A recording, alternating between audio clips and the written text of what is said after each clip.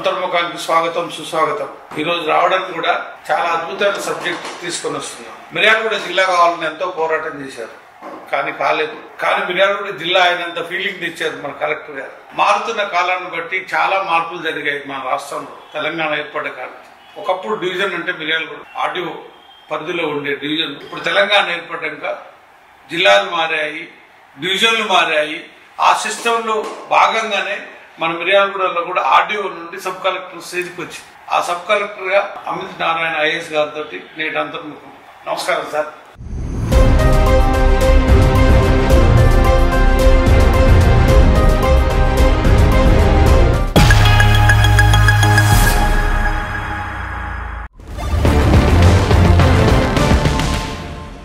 Miryalaguda sub collector గా incharge తీసుకున్న తర్వాత మీరు ఇప్పటి వరకు 24 hours into 7 కష్టపడుతూనే ఉన్నారు. మిర్యాలగూడ మళ్ళీ మున్సిపాలిటీకి ఒక స్పెషల్ అధికారి. అంటే మిర్యాలగూడ పెద్ద మున్సిపాలిటీ. అప్పుడెప్పుడో 24 వార్డు నుంచి 32, 30 నుంచి 48 వరకు వచ్చింది. చాలా సమస్యలు పరిష్కరించారు. ప్రధానంగా సార్ ఇందులో మినిట్ స్టార్ట్ అయ్యాయి. ప్లేస్ వాళ్ళ కంటే ఇప్పుడు రూరల్ లో స్టార్ట్ అయింది. ప్లేస్ లేని వాళ్ళ పరిస్థితి ఏంటి గురించారు. ప్లేస్ లేని వాళ్ళు చాలా పేరు వాళ్ళు ఏది గవర్నమెంట్ ఏ రకంగా వాళ్ళు సేవ్ చేయకూడదు. సో అందరికీ నమస్కారం. థ్యాంక్ యూ అండి ఫర్ మీటింగ్ మీ.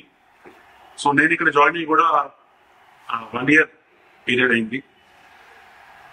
1 year లో కూడా మన ఎఫర్ట్ అంతా కూడా ఏవైతే ప్రభుత్వ స్కీమ్స్ ఉన్నాయో అవన్నీ కూడా లాస్ట్ పర్సన్ కూడా అందేటట్టు మన జిల్లా కలెక్టర్ గారు, అడిషనల్ కలెక్టర్ గారు, మా మొత్తం యంత్రాంగం అంతా కూడా కృషి చేస్తుంది.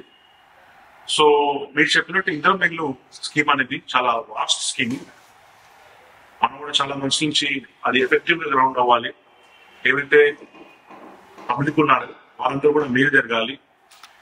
ఓన్లీ ఎవరైతే అర్హులు ఉన్నారో వాళ్ళకే ఈ పథకం అందాలి, ఇన్ఎలిజిబుల్ వాళ్ళకి ఇది అందద్దు అని సిస్టమేటిక్ గా మనం వెరిఫికేషన్ చేసి కూడా అందరూ ఎలిజిబుల్ పర్సన్స్ ని చేయడం జరిగింది. ఫర్దర్ గా వాళ్ళకి గైడెన్స్ కూడా ఎట్లా ఇల్లు కట్టుకోవాలి, మన హౌసింగ్ డిపార్ట్మెంట్ నుంచి కూడా వాళ్ళకి మంచి గైడెన్స్ ఇవ్వడం జరుగుతుంది. వాళ్ళు కట్టుకోవడానికి అసిస్టెన్స్ కూడా మనం ఇన్ ఫార్మ్ ఆఫ్ శాండ్ మనం టీజీఎంపీసీ ద్వారా ఇక్కడ మన మిర్యాలగూడలోనే శాండ్ బజార్ ఏర్పాటు చేసుకోవడం జరిగింది. అంత శాండ్ బజార్స్ కంటే కూడా మిర్యాలగూడలో శాండ్ బజార్ ఎక్కువ సేల్ అవుతుంది. మంచి గవర్నమెంట్ కి కూడా ప్రాఫిట్ వస్తుంది. మాక్సిమం నెంబర్ ఆఫ్ సేల్స్ కూడా ఇక్కడే అవుతున్నాయి. దాంట్లో మనం ఏం చేసామంటే ఇందులో వీళ్ళు ఎవరైతే కట్టుకున్నారో వాళ్ళకి తక్కువ రేట్లో అంటే డిస్కౌంట్ రేట్ కూడా మనం శాండ్ బజార్ లో ఏర్పాటు చేయడం జరిగింది. దీనివల్ల వాళ్ళ శాండ్ ఖర్చు ఏదైతే ఉందో ఒక ఇల్లు కట్టుకోవడానికి మేబీ 7-8 ట్రిప్స్ పట్టచ్చు ట్రాక్టర్స్. అవన్నీ కూడా మంచి రేట్లో అందిస్తే వాళ్ళు మంచిగా ఇల్లు కట్టుకోగలుగుతున్నారు.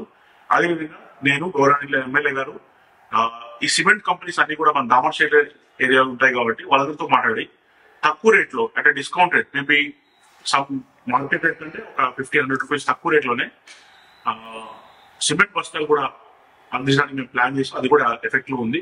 సో ఈ బోత్ హెల్ప్ చేస్తే ఉన్నవాళ్ళు ప్లాన్ ఉన్న వాళ్ళు మంచిగా వాళ్ళ ఇల్లు కట్టుకోగలుగుతాం. మన ఎంపీడీఓస్, ఎంపీఓస్, పంచాయత్ సెక్రటరీస్, మన హౌసింగ్ డిపార్ట్మెంట్ అంతా కూడా ఫాలో చేస్తున్నాం. తమ అడిగింది ఇప్పుడు స్థలం లేని వాళ్ళకి ఎట్లా మనం ఇందులో మెల్లు ఇవ్వాలి అని ఒక ప్రశ్న అడిగారు. సో స్కీమ్ కి బెనిఫిట్ పొందాలంటే తప్పకుండా వాళ్ళకి ఇంటి స్థలం ఉండాలి. ఒకవేళ మరీ పేదవాళ్ళు ఏంటి వాళ్ళకి అస్సలు ఇంటి స్థలం కాకపోతే మేము ఒక ఇన్నోవేటివ్ కార్యక్రమంగా ఇది హౌస్ ప్లాట్స్ డిస్ట్రిబ్యూషన్ కూడా మేము ప్లాన్ చేసుకోవడం జరిగింది. సో మొన్న ఆల్రెడీ మన లక్ష్మీపురంలో ప్లాన్ చేసాం.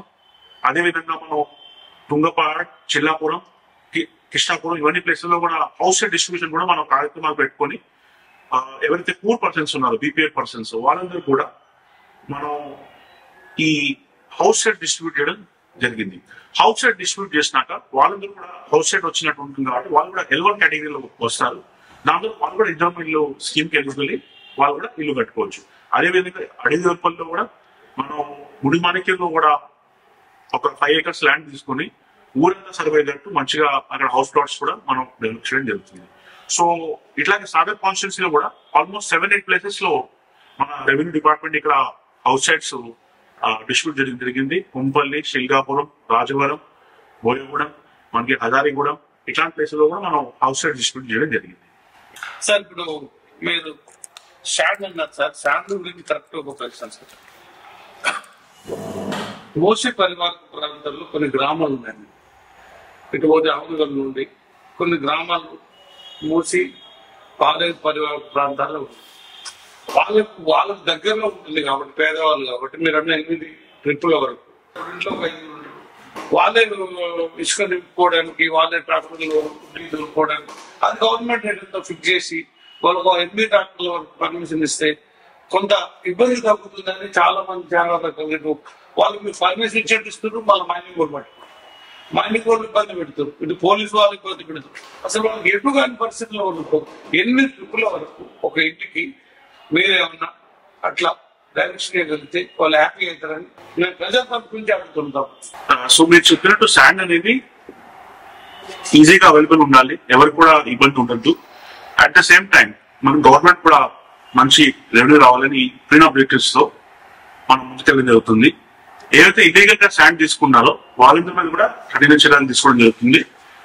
మీరు చూస్తున్నారు, మనం కూడా ఈ ట్రాక్టర్స్ ఏదైతే వితౌట్ పర్మిషన్స్ తిరుగుతున్నారో వాళ్ళందరం కూడా ఆపి వాళ్ళ మీద స్ట్రిక్ట్ యాక్షన్ తీసుకుని ఆపడం జరుగుతుంది. సో ఒక పర్సన్ కి శాండ్ కావాలంటే ఒక 2-3 లీగల్ మెథడ్స్ ఉన్నాయండి. ఫస్ట్ మనం శాండ్ బజార్ ఇక్కడ ఆల్రెడీ సెటప్ చేస్తాం. అక్కడ శాండ్ బజార్ లో ఆన్లైన్ బుకింగ్ చేసుకుని 24/7 అవైలబిలిటీ ఉంటుంది. వాళ్ళు ఎప్పుడైనా శాండ్ బజార్ లో తీసుకుని శాండ్ తీసుకోవచ్చు. This is one option. Second option వచ్చి ఎక్కడైతే మనకి రీచెస్ ఉన్నాయో కడక్మల్ కావచ్చు, గవర్నమెంట్ కావచ్చు, అక్కడ కూడా వాళ్ళు ఓన్ ట్రాక్టర్ తీసుకొని స్వయంగా శాండ్ అక్కడ లోడ్ చేసుకోవచ్చు. దీన్ని మన ఇసుక వాహనం అని ఒక స్కీమ్ ఉంది. సో శాండ్ బజార్ ఒక స్కీమ్, మన ఇసుక వాహనం అనేది ఇంకో స్కీమ్. సో ఈ బోత్ మెథడ్స్ గా కూడా ఎవరైతే పబ్లిక్ ఉన్నారో వాళ్ళు కూడా ఈ శాండ్ తీసుకోవచ్చు. ఫర్దర్ మూడో మెథడ్ ఇంకా మనకి ఇక్కడ చిన్న చిన్న డిపాజిట్స్ ఉంటాయి శాండ్వి, విలేజెస్ లో కావచ్చు, చిన్న చిన్న ఏరియాలో కావచ్చు. అక్కడ with approval of panchayat secretary and ఎంఆర్ఓతో అక్కడ కూడా ఆన్ ద స్పాట్ వాళ్ళు శాండ్ తీసుకొని ఆ కన్స్ట్రక్షన్ వాడచ్చు. సో మా రిక్వెస్ట్ పబ్లిక్ లో ఏంటంటే ఈ లీగల్ మెథడ్స్ ఏవైతే ఉన్నాయో కేవలం వాటి నుంచి మీరు శాండ్ తీసుకోండి. వేరే పర్సన్ శాండ్ తరలించినా కూడా వాళ్ళని ఎంకరేజ్ చేయొద్దు. దానివల్ల గవర్నమెంట్ లాస్ ఉంటుంది, అది కూడా ఇల్లీగల్. కాబట్టి ఈ మన శాండ్ బజార్ నుంచి అయినా మన ఇసుక వాహనం నుంచి అయినా with MRO Panchayat secretary permission అయినా మీరు శాండ్ తీసుకోండి. అప్పుడే మనం ఇది కొంచెం ఈ ప్రాబ్లం అయితే ఉందో ఇల్లీగల్ శాండ్ స్మగ్లింగ్ కి అది కూడా కంట్రోల్ చేయొచ్చు. అట్ ది సేమ్ టైం మంచి రేట్లో కూడా మనం మన ఇద్దరు బెనిఫిషరీస్ శాండ్ అవైలబుల్ తీసుకోవచ్చు. బునియాదుల మీద ఫోటోలు తీస్తుంది బాగుంది. కొన్ని ఏరియాలో పిల్లర్లు తీసి పిల్లర్ల మీద ఫోటో తీస్తే ఆన్లైన్ తీసుకుంటుంది. పిల్లర్ల వల్ల మనం కొంచెం భవిష్యత్తులో ఇల్లు స్టాండర్డ్ ఉంటుంది. కరెక్ట్ డైరెక్షన్ ఏఈలకు కానీ వాళ్ళకి లేదని నాకు కన్ఫ్యూజన్, వాళ్ళకి కన్ఫ్యూజన్ తీసుకుని దాని గురించి కొంచెం దృష్టి పెట్టాలి. ఏవైతే ఇద్దరు వీళ్ళు యాప్ ఉందో ఇప్పుడు టోల్ ఫ్రీ నెంబర్ కూడా మనం ప్రభుత్వం స్టార్ట్ చేయడం జరిగింది. ఏవైతే మనకి ఫీల్డ్ నుంచి ఫీడ్బ్యాక్ వస్తుంది దాన్ని బట్టి కూడా మనం అది యాప్ కూడా సరి చేసుకొని మంచిగా ముందుకెళ్ళడం జరుగుతుంది. సో కొంతమంది ఆధార్ ఇంటర్నెట్ డేటా ఫిల్ అవడం, అప్పుడు సర్వే కొంచెం ఎర్రర్స్ ఉండడం, బ్యాంకు ఐఎఫ్సి కోడ్ ఇట్లాంటి ఇష్యూస్ ఏవైతే ఉన్నాయో అవన్నీ కూడా రెక్టిఫై చేసుకుంటూ మన అన్ని కూడా ఈ ప్రాబ్లమ్స్ ఏవైతే యాప్ ఉన్నాయో అవన్నీ కూడా సాల్వ్ చేసి ముందుకెళ్ళడం జరుగుతుంది. మీరు చెప్పినట్టు స్టేట్ వైజ్ మనం పేమెంట్ ఇవ్వడం జరుగుతుంది. బెనిఫిషరీ ఒక బేస్మెంట్ కట్టినప్పుడు ఒక పార్ట్ అమౌంట్ వస్తుంది. దాని తర్వాత మనకి ఇది లెంటల్ కట్టినప్పుడు ఒక మళ్ళీ పార్ట్ అమౌంట్ వస్తుంది. రూఫ్ కట్టినప్పుడు మళ్ళీ ఫైనల్ ఫినిషింగ్ కి టచింగ్ అప్ కూడా అమౌంట్ వస్తుంది. సో ఇవన్నీ స్టేజెస్ కూడా యాప్ లో ట్రాక్ చేయడం జరుగుతుంది. మన ఏఈ హౌసింగ్ వచ్చి అక్కడ కన్సల్ట్ పిక్చర్ తీసుకొని అవన్నీ కూడా చేయడం జరుగుతుంది. ఇవన్నీ కూడా మీరు చెప్పినట్టు బేస్మెంట్ అయినా కట్టాలి, పిల్లర్ అయినా కట్టాలి, ఎప్పుడు ఫోటో తీయాలి, ఎట్లా ఫోటో తీయాలి, అవన్నీ కూడా మనం అందరూ ఏఈస్ తో కలిపి ఒక మీటింగ్ తీసుకోవడం జరిగింది. అందరూ కూడా స్ట్రిక్ట్ ఇన్స్ట్రక్షన్ ఇచ్చి మొత్తం ఏవైతే మన హౌసింగ్ కార్పొరేషన్ గైడ్ లైన్స్ ఉన్నా అవన్నీ కూడా పబ్లిక్ కూడా అవేర్ తీసుకురావాలని తెలియజేయడం జరిగింది. సో ఇప్పుడు అందరికీ మన పంచాయత్ సెక్రటరీస్ కి మన ఏ హౌసెస్ అందరూ కూడా క్లారిటీ ఉంది. ఐ థింక్ ఫ్యూచర్ లో ఇట్లాంటివి ఈ పిక్చర్ ఎట్లా తీయాలా అట్లాంటి ఇష్యూస్ కూడా తగ్గే అవకాశం. సాదా భయానంలో వాళ్ళు ఇప్పుడు నడుస్తున్న ప్రాబ్లం ఇప్పుడు ఎన్నో సంవత్సరాల నుండి వాళ్ళ ప్రభుత్వం కొన్ని ఇబ్బందులు, వాళ్ళకి పట్టాలు కాలేదు, వాళ్ళకి ఇప్పుడు ఇబ్బందులు ఇంకోటి ఏంటంటే ఇప్పుడు గవర్నమెంట్ కూడా డబ్బులు రావట్లేదు, మాకు కొంత ఇబ్బంది, వాళ్ళు అమ్ముకోవడానికి కానీ అది ప్రొడ్యూస్ చేసుకోవడానికి కానీ ఎటు కాకుండా వాళ్ళు పాస్బుక్ లేక ఇబ్బంది. ఇప్పుడు సాదా పైన మీద గవర్నమెంట్ ఇచ్చిన డైరెక్షన్ లా ఇప్పుడు మనం ఏ విధంగా జనాలకు మేలు జరుగుతుంది అనుకోవాలి. వచ్చినప్పుడు మనకి పిఓటి కేసు గురించి కొంచెం డిస్కషన్ వస్తుంది. సో ఎవరికైతే అసైన్ చేసామో వాళ్ళు కూడా ఆ భూమి ఆ సాదా చేయడం ద్వారా లేకపోతే వేరే విధానంగా సేల్ చేసి ఉంటే, అది అన్యాయకరంతో చేసి ఉంటే, అది కూడా పిఓటి కింద అది రెగ్యులరైజ్ చేసే స్కోప్ ఉంది చట్టంలో. ఎట్లా ఉందంటే, ఎవరైతే కొనుక్కున్నారో వాళ్ళు కూడా పేద పర్సన్ అయి ఉండి ఆ అసైన్ భూమి through oral agreement through some paper document వాళ్ళు కొనుక్కుని ఉంటే వాళ్ళు కూడా మనం రెగ్యులరైజ్ చేసే స్కోప్ చట్టం ఇస్తుంది. కానీ దీనికి కొన్ని కండిషన్స్ ఉన్నాయి. కండిషన్స్ ఏమున్నాయంటే, ఫస్ట్లీ ఈ 2017 ముందు ఈ సేల్ జరిగి ఉండాలి. దాని తర్వాత ఎవరైతే కొనుక్కున్నారో వాళ్ళు కూడా పేద పర్సన్ అయి ఉండాలి. అసలు అసైన్మెంట్ ఉద్దేశం, ప్రభుత్వ భూమి ఒక పర్సన్ కి మనం అసైన్ చేసిన ఉద్దేశం ఏంటంటే, ఆ పర్సన్ చాలా పూర్ పర్సన్ కాబట్టి వాళ్ళు ఆ భూమి అది హౌస్ సైడ్ కైనా అగ్రికల్చర్ కైనా యూజ్ చేసుకోవాలని ఉద్దేశం. ఒకవేళ వాళ్ళు అది అనాక్రాంతం చేసి ఉంటే అది యాక్చువల్లీ పిఓటి యాక్ట్ కింద ఒక నేరం. బట్ చాలా సార్లు ఇవి కొనుక్కున్న కూడా చాలా పేదవాళ్ళు కాబట్టి ఇట్లా హ్యూమన్ పర్స్పెక్టివ్ తో మన పిఓటి యాక్ట్ ఉంది. దాంట్లో కూడా 2017 కట్అవుట్ డేట్. ఎవరైనా అసైన్ భూమి ఎవరి కొనుక్కున్నారు వాళ్ళు కూడా నిరుపేదలు అయి ఉంటే 2017 ముందు ఈ సేల్ ట్రాన్సాక్షన్ అయి ఉంటే మనం మళ్ళీ ఆ పర్సన్ నుంచి ఓల్డ్ అసైన్మెంట్ క్యాన్సిల్ చేసి కొత్త పర్సన్ కి ఫ్రెష్ అసైన్మెంట్ చేయడానికి వీలవుతుంది. కానీ కొన్ని కండిషన్స్ ఉన్నాయి. ఫర్దర్ గా మనం మండల్ హెడ్ క్వార్టర్ నుంచి మేజర్ జీపీస్ నుంచి విత్ ఇన్ 5 కిలోమీటర్ రేడియస్ ఈ పిఓటి రెగ్యులేషన్ కి రాదు. ఎక్స్టెంట్ కూడా లెస్ దెన్ 5 acres ఉండాలి. కొనుక్కున్న కూడా అది చాలా స్మాల్ మార్జిన్ బీపీఎల్ ఫార్మర్స్ అయి ఉండాలి. This is regarding POT. అది మన పట్టణానికి వస్తే సాధారణ మన తెలంగాణలో ఇది ఒక సత్యం దట్ లాస్ట్ చాలా ఇయర్స్ నుంచి కూడా తెల్ల కాగితాల ద్వారా భూమి కొనుగోలు అమ్మడాలు జరిగినాయి. రిజిస్ట్రేషన్ కాకుండా కూడా జస్ట్ మాట వరుసగా కానీ తెల్ల కాగితాల్లో వాళ్ళు అగ్రిమెంట్ రాసుకోండి కానీ ఇట్లా కూడా చాలా లాంగ్ ఎక్స్టెంట్ ఆఫ్ ల్యాండ్ కూడా సేల్ అయిపోయింది. కొత్త వాళ్ళు కూడా పొజిషన్ ఉన్నారు, బట్ వాళ్ళకి టైటిల్ లేదు. ఇవన్నీ దృష్టిలో పెట్టుకొని కూడా ప్రభుత్వం 2020 నవంబర్ నుంచి డిసెంబర్ వరకు 1 month పీరియడ్ ఇచ్చి ఎవరైతే సాధారణ ద్వారా భూమి వచ్చిందో వాళ్ళందరూ కూడా అప్లికేషన్ చేసుకోమని టైం ఇచ్చింది. సో 2020 నవంబర్ నుంచి డిసెంబర్ వరకు ఎవరైతే మీ సేవలు అప్లై చేసుకున్నారో కేవలం ఆ దరఖాస్తులే ఇప్పుడు మనం సాధారణ కన్సిడర్ చేసి వాళ్ళు సాల్వ్ చేయడం జరుగుతుంది. ప్రభుత్వం ఇచ్చిన ఆదేశాలు కూడా ఇవే. సో 2020లో ఎవరు ఆ 1 month పీరియడ్ లో అప్లై చేసుకున్నారో కేవలం ఆ అప్లికేషన్సే మనం ఇప్పుడు ప్రాసెస్ చేయడం జరుగుతుంది. ఇప్పుడు మీరు సాధారణ కొనుక్కుని ఇప్పుడు అప్లై చేసుకుంటే గడిన చట్టంలో ఆ విసులుబాటు లేదు. ఓన్లీ 2020 పీరియడ్ లో అప్లై చేసుకున్న వాళ్ళకి మనం కన్సిడర్ చేయడం జరుగుతుంది. ఫర్దర్ గా సాధారణ ఇంకా కొన్ని కండిషన్స్ ఉన్నాయి. అవి కూడా ఎట్లా ఉన్నాయంటే, ఏమైతే ఆ సేల్ అయిందో అది 2014 ముందు అయి ఉండాలి. This is the first condition. ఆ పర్సన్ కూడా 12 years నుంచి పొజిషన్ లో ఉండాలి. ఎప్పటి నుంచి అది కొనుక్కున్నాడు 12 years పీరియడ్ తన పొజిషన్ చూపించాలి. ఫర్దర్ గా ఇది కూడా లార్జ్ ఎక్స్టెంట్ చేయబడదు. ఓన్లీ స్మాల్ మార్జినల్ ఫార్మర్స్ కి ఇది చేయబడుతుంది, లెస్ దెన్ 5 acres ఆ రేంజ్ లో. సో మనకి 2014 ముందే సేల్ అయి ఉండాలి. ఆ పర్సన్ 2020లో అప్లై చేసి ఉండాలి. ఆ పర్సన్ స్మాల్ మార్జినల్ ఫార్మర్ అయి ఉండాలి. ఈ 3 conditions మనకి మేజర్ గా చూస్తాం సాధారణ. ఆ పర్సన్ పొజిషన్ లో ఉండాలి. అప్పుడే ఆ పర్సన్ కి మనం 13B సర్టిఫికేట్ ఇవ్వడం జరుగుతుంది. ఆ పర్సన్ కి టైటిల్ వస్తుంది ఆ భూమి మీద. ఇప్పుడు మన గవర్నమెంట్ కూడా ఈ కోర్టు కేసు ఏదైతే స్టే ఉండదు సాధారణ అది కూడా వెకేట్ చేయడం జరిగింది. ఇప్పుడు ఏ స్టే లేదు. గైడ్ లైన్స్ కూడా మనకి భూభారతి వచ్చినాక సెక్షన్ లో ఇవి కూడా విసులుబాటు కల్పించింది కాబట్టి చాలా మంచిగా ఈ సాధారణ కేసులు కూడా ప్రొసెస్ చేయడానికి మన గవర్నమెంట్ మనకి ఇన్స్ట్రక్షన్ ఇచ్చింది.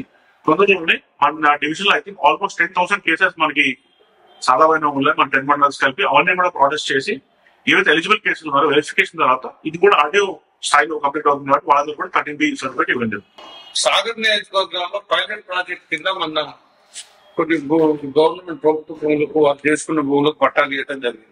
అది దాదాపు మన నియోజకవర్గంలో కూడా మీరు ఈ మధ్య ఎమ్మెల్యే చాలా సార్లు చెప్పారు, మీరు మన భూములు కోల్పోయిన వారికి ఉద్యోగాలు కూడా ఇప్పించారు పవర్ ప్లాంట్. దాంట్లో మీకు కృషి చాలా గొప్పది. చాలా మంది ఇంకా చాలా మందికి ఉద్యోగాలు రావాల్సింది.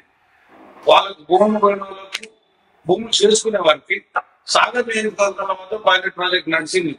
అది మళ్ళీ మనం నియోజకవర్గంలో ఎక్స్పెక్ట్ చేయొచ్చా? మనం అలాంటి ప్రాజెక్ట్ తమకు ఉందా? ఆ గైడ్ లైన్స్ ఏమైనా ఉందా గవర్నమెంట్? థ్యాంక్ యూ అండి. మీరు చాలా క్రిటికల్ అంశాన్ని ఇప్పుడు చెప్పారు. మనకి తిరుమలగిరి సాగర్ మండలంలో కూడా ఒక large scale pilot project government ఆదేశాలు ఇచ్చింది లాస్ట్ ఆగస్ట్ లో. ఈ 1 year పీరియడ్ నుంచి కూడా మొత్తం తిరుమలకి సాగర్ మండలంలో అన్ని గవర్నమెంట్ ల్యాండ్స్ దాదాపు 235 సర్వే నెంబర్స్ ఉన్నాయి. అవన్నీ కూడా టోటల్ గవర్నమెంట్ ల్యాండ్ ఎంటైర్ మండలంలో కూడా సర్వే చేసి, ప్రతి సర్వే నెంబర్ సర్వే చేసి ఎవరైతే భూమి మీద ఉన్నారో వాళ్ళ డీటెయిల్స్ రాసుకొని ఎంజాయ్మెంట్ మ్యాప్ క్రియేట్ చేసి అందరి డీటెయిల్స్ మనం ఫుల్ షేప్ లో రెడీ చేయడం జరిగింది.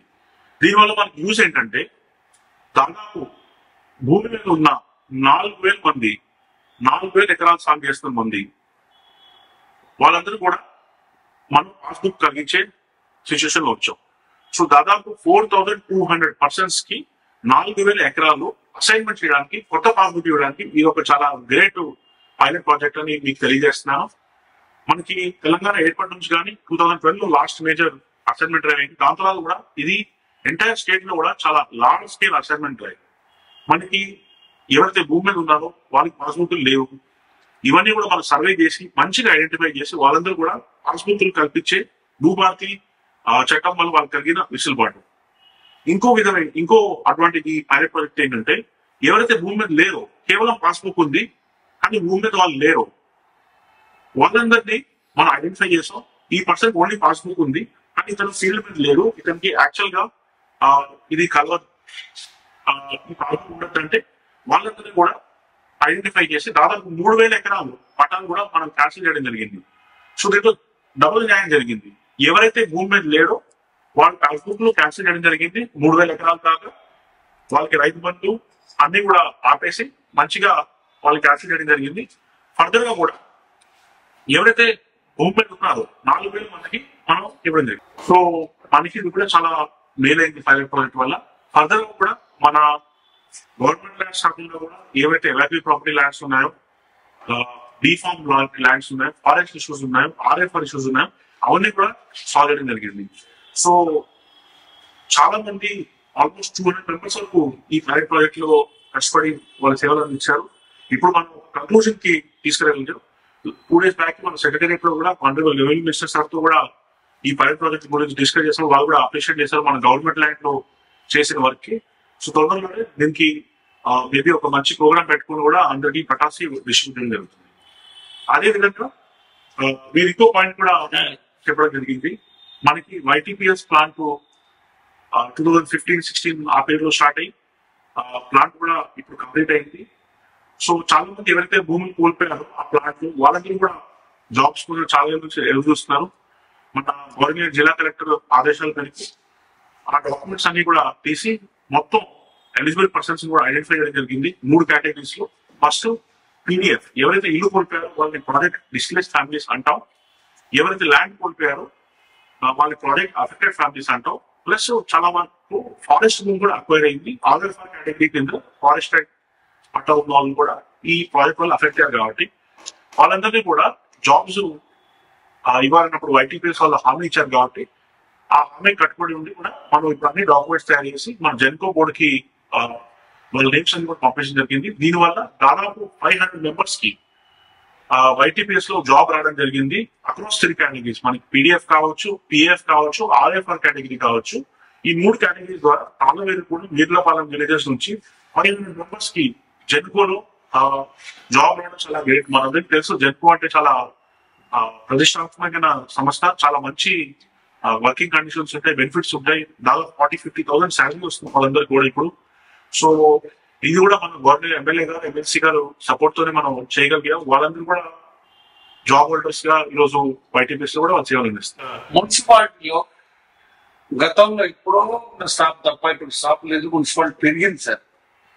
ఎందుకంటే మీకు తమకు తెలుసు ఎన్ని వార్డులు అయినాయో, ఎన్ని బజార్లు అయినాయో. మున్సిపాలిటీలో చాలా ఇబ్బంది ఉంది. ఏమైనా స్టాఫ్ ని పెంచే ఉద్దేశం భవిష్యత్తులో ఉందా? పెంచాలని తమ దృష్టికి వచ్చిందా?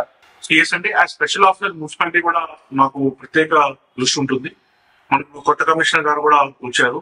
సో నేను కమిషనర్ ఎమ్మెల్యే గారు కూడా చాలా కీన్ ఫోకస్ మున్సిపాలిటీ మీద పెడతాం. ఏవైతే శానిటైజేషన్ యాక్టివిటీస్ ఉన్నాయో అవన్నీ కూడా జవాన్స్, మన శానిటరీ ఇన్స్పెక్టర్స్ ప్లస్ మన శానిటరీ వర్కర్స్ తో కూడా మనం చాలా కేర్ఫుల్ గా మానిటర్ చేయడం జరుగుతుంది. ఏవైతే వెహికల్స్ ఉన్నాయో అవన్నీ కూడా రిపేర్ చేసుకుంటూ ఫర్దర్ గా కొత్త వెహికల్స్ కూడా, వాటర్ ట్యాంకర్స్ కూడా అన్ని వెల్ఫేర్ మిషన్ కూడా తెప్పించడం జరిగింది. మన శానిటరీ వర్కర్స్ ఏవైతే ఉన్నారో వాళ్ళందరూ కూడా గ్లౌస్, ఈ సబ్బులు, లోషన్స్, ఈ సేఫ్టీ ఎక్విప్మెంట్ అన్ని కూడా మనం చేయడం జరిగింది. ఫర్దర్ గా మనం హెల్త్ క్యాంప్ కూడా వాళ్ళందరికీ కనెక్ట్ చేయడం జరిగింది. మున్సిపాలిటీ చాలా ఇంపార్టెంట్. ఇప్పుడు మన మిర్యాలగూడకి టౌన్ డెవలప్ అవ్వాలంటే కూడా మున్సిపాలిటీ బాగుంటేనే టౌన్ డెవలప్ అవుతుంది కాబట్టి చాలా మంచి ప్రోగ్రామ్స్ కూడా మనం చేయడం జరుగుతుంది. మనకి స్ట్రీట్ డాగ్ ఇష్యూ కూడా చాలా ఎక్కువ ఉంది కాబట్టి మొన్నే మన ఎమ్మెల్యే గారు, ఎమ్మెల్సీ గారు, గవర్నమెంట్ జిల్లా కలెక్టర్ గారు కూడా మిర్యాలగూడ వచ్చి 50 lakhs తో యానిమల్ బర్త్ కంట్రోల్ సెంటర్, ఈ స్ట్రీట్ డాగ్స్ ఏవైతే ఉన్నాయో వాళ్ళకి స్టెరిలైజేషన్ సంబంధించి ఒక మంచి సెంటర్ కూడా ఏర్పాటు చేయడం జరిగింది. అదే విధంగా మనం వ్యాక్సినేషన్ క్యాంప్స్ కూడా, ఈ యాంటీ రేబీస్ వ్యాక్సినేషన్ క్యాంప్ కూడా మన మున్సిపాలిటీలో మనం పెట్టడం జరిగింది. ఇంకా చాలా మన అమృత్ వర్క్స్ కావచ్చు, మన TFIDC వర్క్స్ కావచ్చు, అవన్నీ కూడా రెగ్యులర్ గా మానిటర్ చేస్తూ మనం మంచిగా డెవలప్మెంట్ ముందు తీసుకెళ్ళడం జరుగుతుంది. వేరే వేరే డిపార్ట్మెంట్స్ మున్సిపాలిటీలు ఏవైతే ఉన్నాయో, టౌన్ ప్లానింగ్ కావచ్చు, అది మన ప్రాపర్టీ ట్యాక్స్ కావచ్చు, ఇవన్నీ కూడా రెగ్యులర్ గా HODs తో మానిటర్ చేయడం జరుగుతుంది. లాస్ట్ ఇయర్ మన డిస్ట్రిక్ట్ మొత్తంలో కూడా మిర్యాలగూడ మున్సిపాలిటీ ఓన్లీ మున్సిపాలిటీ అది 15th finance commission property tax targets ఏవైతే ఉంటాయో అవి కూడా అచీవ్ చేయడం జరిగింది. దీనివల్ల మనకి 15th ఫైనాన్స్ కమిషన్ కావచ్చు, స్వచ్ఛ భారత్ మిషన్ ఫండ్స్ కావచ్చు, ఇవన్నీ కూడా అందుబాటులో వస్తాయి కాబట్టి మనం మంచిగా మున్సిపాలిటీ ప్లాన్ చేసుకోవచ్చు. ఇంకా కూడా ఫ్యూచర్ లో కూడా మనకి చాలా వరకు మున్సిపాలిటీలో కాబట్టి మనం ఇంకా 80 members అడిషనల్ స్టాఫ్ కూడా మనం CDMA గారికి ప్రపోజల్ పంపించడం జరిగింది. సో 80 శానిటరీ వర్కర్స్ కూడా అప్రూవ్ అవుతే మనకి 80 members ఇంకా స్టాఫ్ ఇంక్రీజ్ అవుతారు. ఇంకా చాలా ఇష్యూస్ మున్సిపాలిటీలో నడుస్తున్నాయి. మనకి ఈ షాప్ సంబంధించి కావచ్చు, ట్రేడ్ లైసెన్స్ సంబంధించి కావచ్చు, అన్ని ఇష్యూస్ కూడా ప్రక్షాళన జరుగుతుంది. తొందరలోనే మనం ముందుకెళ్ళిపోతున్నాం. ఈ సందర్భంగా ఇంకో విషయం అందరికి తెలియజేయబోతున్నాం.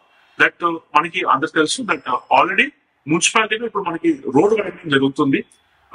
మనకి ఇప్పుడు ఏవైతే సబ్ కలెక్టర్ ఆఫీస్ ముందు ఉన్న రోడ్ ఉందో అది కూడా 84 feet కి వైడనింగ్ జరుగుతుంది. దాదాపు 54 crores ప్రాజెక్ట్ ఇది. దాంట్లో మనం ఆల్రెడీ 37 crores పబ్లిక్ కి డిస్ట్రిబ్యూట్ చేయడం జరిగింది. వాళ్ళందరూ కూడా అమౌంట్ వాళ్ళ అకౌంట్స్ లో క్రెడిట్ అయిపోయింది. సో ఇప్పుడు మనకి ఈ కోడాన్ రోడ్ ఏదైతే ఉందో అది కూడా 84 feet రోడ్. మన మిర్యాలగూడ మెయిన్ రోడ్ ఏదైతే సాగర్ రోడ్ ఏదైతే ఉందో అది కూడా 90 feet వరకు మనం వైడింగ్ చేయడం జరుగుతుంది. దీనివల్ల టౌన్ కూడా మంచి లుక్ వస్తుంది. ఏవైతే ఆ ల్యాండ్ అది కూడా మంచి కమర్షియల్ వాల్యూ వస్తుంది. ఫ్యూచర్ డెవలప్మెంట్ కూడా చాలా బాగుంటుందని చెప్పి తెలియజేస్తున్నాను. ఇంత కేవలం 1 kilometer కి సెంట్రల్ గవర్నమెంట్, స్టేట్ గవర్నమెంట్ కూడా ఆల్మోస్ట్ 54 crores ఇవ్వడం ఎక్కడ కూడా నేషన్ వైడ్ కూడా ఇది మోస్ట్ కాస్ట్లీయెస్ట్ ప్రాజెక్ట్. అసలు 1 kilometer 54 crores ఇవ్వడం అంటే అసలు అది ఊహించలేని విషయం. అయినా కూడా మనం అదృష్టం బాగుంటే అది మనకి అవడం జరిగింది. చాలా ఫాస్ట్ గా కూడా మనం అమౌంట్ డిస్ట్రిబ్యూట్ చేసాం. అందరూ కూడా వాళ్ళు కూడా వెనక్కి వెళ్తున్నారు. ప్లస్ 3 feet సెట్ బ్యాక్ ఇచ్చి వాళ్ళు కట్టుకున్నారు. చాలా డెమోలేషన్ వర్క్ కూడా ఇప్పుడు నడుస్తుంది. అందరూ కూడా ఈ రోడ్ వైడింగ్ కూడా మంచిగా ఎంకరేజ్ చేశారు. So I thank you for that. 2 ప్రశ్నలు సార్. ఇప్పుడు మినీ ట్యాంక్ బండ్ ఒకటి మధ్యలో ఆగిపోయింది. రెండవది రవీంద్ర భారతి పూర్తి అయిపోయి ప్రజలకు ఉపయోగంగా లేదు. దానికి ఏదైనా ఒక డెసిషన్ మీరు కానీ తీసుకుంటే ప్రజలకు ఉపయోగపడుతుందని మా అంతకు మొత్తం ఆశిస్తుంది. సో మీకు చెప్పినట్టు మినీ ట్యాంక్ బండ్ ఏవైతే ఉందో అది కూడా మనం TFIDC లో ఫండ్స్ గురించి పెట్టడం జరిగింది. అది కూడా అప్రూవల్ అయిపోయింది. సో తొందరలోనే ఈ TFIDC వర్క్స్ ఏవైతే ఉన్నాయో కూడా దాదాపు మన దగ్గర 50 crores కి వర్క్స్ ఉన్నాయి. TFIDC లో ఒక 60 to 70 items ఉన్నాయి. అవన్నీ కూడా వేరే స్టేజెస్ ఆఫ్ ప్రోగ్రెస్ ఉన్నాయి. సో మనకి TFIDC లోన్ లా కాబట్టి మున్సిపాలిటీకి ఇస్తారు. ఆ ఫండ్స్ వాటి కూడా మీరు చెప్పిన ట్యాంక్ బండ్ కూడా వర్క్స్ స్టార్ట్ చేసి మంచిగా డెవలప్ చేయడం జరుగుతుంది. మన రవీంద్ర భారతి కూడా అది జస్ట్ 1-2 months లాకే కంప్లీట్ అయింది. జనరేటర్ కూడా అక్కడ పెట్టడం జరిగింది. సో ఇప్పుడు మేము కూడా కొంచెం స్టడీ చేస్తాం. అంటే మున్సిపాలిటీ రన్ చేస్తేనే బాగుంటుందా, లేకపోతే అవుట్ సోర్సింగ్ ఇస్తే బాగుంటుందా అని కూడా మనం స్టడీ చేయడం జరుగుతుంది. పబ్లిక్ ఆల్రెడీ అది ఓపెన్ చేయడం, లైటింగ్ కూడా పెట్టడం జరిగింది. చాలా మంచి గ్రాండ్ ఆడిటోరియం అది. పబ్లిక్ కూడా ఎప్పుడైనా కావాలంటే కూడా దాన్ని బుక్ చేసుకుని కూడా వాడుకోవచ్చు. అది కూడా మేము ఒక నామినల్ రేట్ పెడతాం జస్ట్ మెయింటెనెన్స్ కవర్ చేయడానికి. సో ఈ బోత్ మీరు చెప్పిన కూడా తప్పకుండా ముందు ఇస్తారు. 1 సంవత్సరం కాలంలో మీరు ఛార్జ్ తీసుకున్న తర్వాత సాటిస్ఫాక్షన్ అయిన పనులు ఎన్ని ఉన్నాయి ఈ సంవత్సరంలో మీరు హ్యాపీగా నేను చేయగలను అనేది? సో మనకి మిర్యాలగూడ డివిజన్ చాలా లార్జ్ డివిజన్ ఉంది. ఆల్మోస్ట్ 10 మండల్స్ ఇక్కడ మనకి ఉన్నాయి. చాలా లార్జ్ నెంబర్ ఆఫ్ స్టాఫ్ ఉన్నారు. మనకి ఇక్కడ ఎక్స్పోజర్ కూడా YTPS ఉంది, సాగర్ డ్యామ్ ఉంది, రైస్ మిల్స్ ఉన్నాయి, రూరల్ ఏరియా ఉన్నాయి, లార్జ్ మున్సిపాలిటీస్ ఉన్నాయి, ట్రైబల్ ఏరియాస్ ఉన్నాయి. అన్ని కూడా ఉన్నాయి. చాలా వైడ్ వెరైటీ ఆఫ్ ఎక్స్పీరియన్స్ ఇక్కడ వస్తుంది. దానికి కూడా నాకు చాలా మంచిగా అనిపించింది ఇక్కడ 1 year కూడా సేవలు అందించి. మనకి ప్రత్యేక మంత్స్ లో వస్తున్నాయి. దట్ ఎస్పెషలీ మనకి వైటీపీఎస్ లో జాబ్స్ ఇప్పించడం కానివ్వండి, మన టీ సాగర్ లో పైలట్ ప్రాజెక్ట్ చేయడం కావండి, దానివల్ల కూడా లార్జ్ నెంబర్ ఆఫ్ పబ్లిక్ కి మంచి బెనిఫిట్ అయింది. ఎస్పెషలీ రెవెన్యూ ఇష్యూస్ లో మనం ఎక్కువ దృష్టి పెట్టడం జరిగింది. ఐ థింక్ లాస్ట్ 1 year లోనే మనం ఆల్మోస్ట్ 15,000 కేసెస్ నేనే భూభారతి కావచ్చు, ధరణి కావచ్చు, రెండిట్లో సాల్వ్ చేయడం జరిగింది. ఎస్పెషలీ మన రెవెన్యూ సదస్సుల్లో మొత్తం స్టేట్ లో కూడా మన Nalgonda district almost 4,000 applications solve చేయడం జరిగింది. That is number 1 in the state.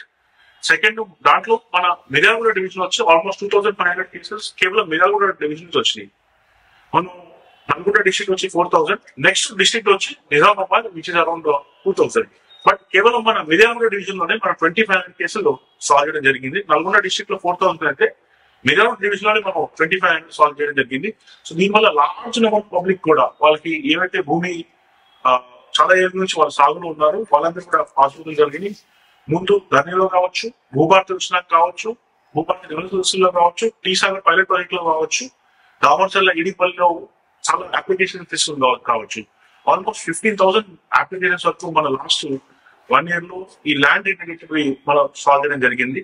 మన జీపీఓస్ రావడం కూడా ఇప్పుడు చాలా మన రెవెన్యూ వ్యవస్థ చాలా బలోపేతమైంది. వాళ్ళని కూడా మన ట్రైనింగ్ ప్రోగ్రామ్ కూడా ఆర్గనైజ్ చేస్తాం, 3 day ట్రైనింగ్ ప్రోగ్రామ్. వాళ్ళందరూ కూడా ఓపెన్ చేసుకొని మంచిగా వాళ్ళ సర్వీస్ అందించి మనం ఇంకా పబ్లిక్ కి చాలా వరకు పట్టాస్ అన్ని కూడా ఇవ్వడం జరుగుతుంది.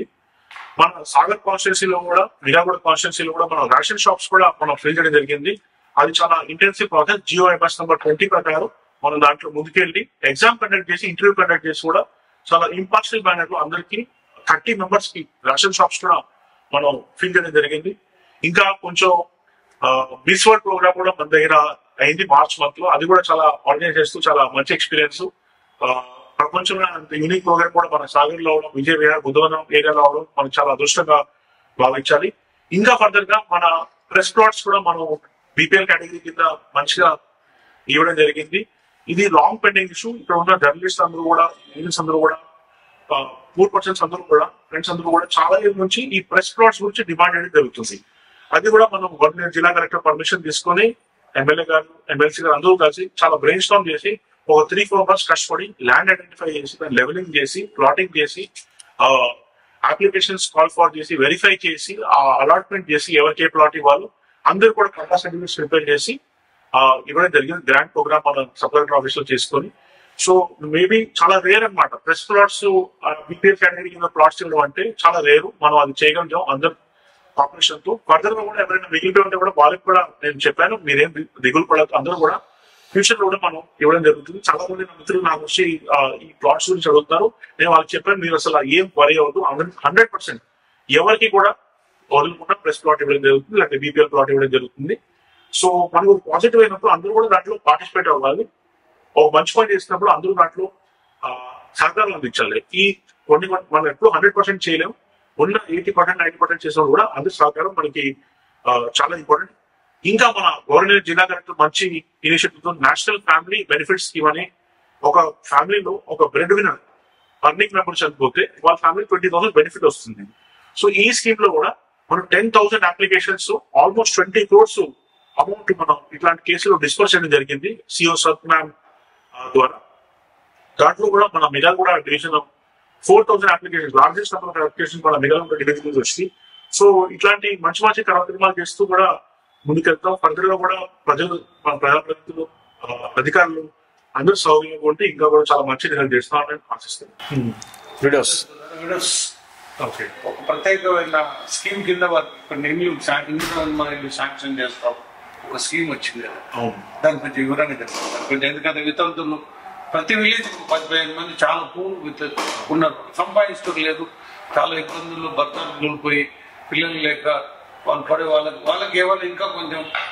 మనకి ఇప్పుడు ఎపిడియోస్ కూడా అందరూ కూడా ఎవరైతే విడోస్ ఉన్నారో, సింగిల్ ఉమెన్ ఉన్నారో, వికలాంగులు ఉన్నారు, డిసేబుల్ ఉన్నారు, వాళ్ళందరూ కూడా లిస్ట్ తీసుకుని వెరిఫికేషన్ ప్రాసెస్ కూడా ఇప్పుడు ప్రోగ్రెస్ లో ఉంది. నెక్స్ట్ ఫేజ్ లో వాళ్ళందరూ కూడా ఇంద్రబిల్లు కేటాయించడానికి మన ప్రభుత్వం కూడా మంచి ఉద్దేశంతో ముందుకెళ్తుంది. సో ఇప్పుడు మనం వాళ్ళందరి లిస్ట్ లో ప్రతి విలేజ్ వైజ్ మనం స్టార్ట్ చేసుకుని వెరిఫై చేసుకున్నాం. అది కూడా ఫైనల్ స్టేజ్ లో ఉంది. తొందరగా వాళ్ళు కూడా మనం శాంక్షన్ చేయాలి. డిసిప్లిన్ గా భవిష్యత్తులో ఇప్పుడున్న పరిస్థితుల్లో డ్రగ్స్ మాఫియా ఒకటి, గంజాయి మాఫియా ఒకటి యూత్ ని ఖరాబ్ చేస్తుంది. అలాంటి యూత్ కు మీరు ఇచ్చే ఒక చిన్న సందేశం. సో మనకి ఇప్పుడు 30-40 బ్యాక్ కూడా కంపేర్ చేసుకుంటే చాలా మంచి ఆపర్చునిటీ వచ్చింది. సో మనం సొసైటీకి హెల్ప్ చేయాలంటే జస్ట్ గవర్నమెంట్ జాబ్ వస్తేనే అట్లా హెల్ప్ ఇస్తాం అట్లా ఏం కాదు. చాలా వేరే ప్రొఫెషన్స్ లో కూడా మనం మంచిగా ప్రజలకు కూడా హెల్ప్ చేయొచ్చు. మన యువత ఎవరైతే ఉన్నారో వాళ్ళని కూడా కొంచెం ఈ డ్రగ్స్ కి చాలా దూరంగా ఉండాలి. మెయిన్ వాళ్ళ ఎనర్జీ అంతా కూడా స్పోర్ట్స్ వైపు కావచ్చు, అకాడమిక్స్ వైపు కావచ్చు, ఎక్స్ట్రా కరిక్యులర్ యాక్టివిటీస్ వరకు కావచ్చు, దాని మీద ఫోకస్ పెట్టాలి. డ్రగ్స్ అనేది చాలా స్లిపరీస్ లో ఫస్ట్ టైం అందరూ కూడా ట్రై చేస్తాం ఏముంది అని అట్లా ట్రై చేస్తారు. కానీ అదే మెల్లిమెల్లిగా అడిక్షన్ లా మారిపోయి వాళ్ళ జీవితాలు కూడా చాలా నాశనం అయ్యే పరిస్థితి వరకు వస్తుంది. కాబట్టి అందరూ కూడా డ్రగ్స్ దూరంగా ఉండాలి. స్పోర్ట్స్ కావచ్చు, బిజినెస్ కావచ్చు, ఏమైనా కూడా అట్లాంటి యాక్టివిటీస్, పాజిటివ్ యాక్టివిటీస్ వాళ్ళ ఎనర్జీ చాలా చేసుకోవాలి. ఇప్పుడు ప్రజలు సివిల్ సర్వీస్ వైపు అయితే రావచ్చు, పాలిటిక్స్ వైపు కూడా I think that is very good option. ఎందుకంటే మనకి పాలిటిక్స్ లో కూడా చాలా మంచి వాళ్ళు రావాలి. బట్ నా పర్సనల్ ఒపీనియన్ గా మేబీ బిజినెస్ చేస్తే చాలా I think that is best. ఒకరికి మనం జాబ్ ప్రొవైడ్ చేస్తే ఇండియాలో అది కూడా చాలా గ్లామరైజ్ చేసే అవసరం అనుకుంది. బిజినెస్ మ్యాన్ అనేది డెఫినెట్ గా I think that is best. Entrepreneurs కావచ్చు, బిజినెస్ కావచ్చు, ఎవరైతే వాళ్ళ బ్రెయిన్ వాడి ఈ క్యాపిటల్ వాడి మంచి బిజినెస్ తయారు చేస్తారు, ప్రొడక్ట్ తయారు చేస్తారు, ఒక 10-20 మందికి ఎంప్లాయ్మెంట్ కలిగిస్తారు, వాళ్ళు కూడా సొసైటీ వాళ్ళందరినీ కూడా చాలా ఐడియలైజ్ చేసే అవసరం. ఇప్పుడు మన సొసైటీ అంతా కూడా కొంచెం బ్యూరోక్రాట్స్ ని, పొలిటీషియన్స్ ని ఇట్లా ఐడియలైజేషన్ ఎక్కువ ఉంది. బిజినెస్ మ్యాన్ అంటే కూడా అట్లా డబ్బులు సంపాదించుకుని ప్రజలకి ఏం చేస్తారు ఆ మైండ్ సెట్ ఉన్నారు ప్రజలందరూ కూడా. సో ఆ మైండ్ సెట్ నుంచి బయటకు వచ్చి బిజినెస్ ని కూడా సొసైటీలో మంచి రెస్పెక్టబుల్ ప్లేస్ తీసుకెళ్ళాలి. అప్పుడే మన కంట్రీ కూడా ప్రాస్పరస్ అవుతుందని నేను అనుకుంటున్నాను. Thank you sir, thank you very much. ప్రజలకు పట్టుకొచ్చే వితంతుల విషయమైనా, ఇందిరా మైన్లు అయినా, అసైన్మెంట్ ల్యాండ్స్ అయినా, ఇవన్నీ ప్రజలకు చాలా సందేహాలు ఉన్న ప్రశ్నలకు మీరు సమాధానం ఇచ్చారు. ప్రజలకు పనికి రావాలి, అలాగే శాండ్ విషయంలో కొంచెం ఇంకా మేలు జరగాల మా ద్వారా మీరు చెప్పిన మెసేజ్ ని ప్రజలకు పోవాలని, అవినీతికి ఎవరు పాల్పడొద్దని, డ్రగ్స్ విషయంలో మీరు చెప్పిన యువతకు డెవలప్మెంట్ కావాలి, మీకు మీరు ఎదగాలని చెప్పిన ప్రతిదీ ఇన్నడమే కాదు, ఇన్ని కొంతన్నా పాటిస్తే మీరుగా డెవలప్ అవుతుందని చెప్తూ పర్సనల్ గా అభినందిస్తూ thank you very much sir.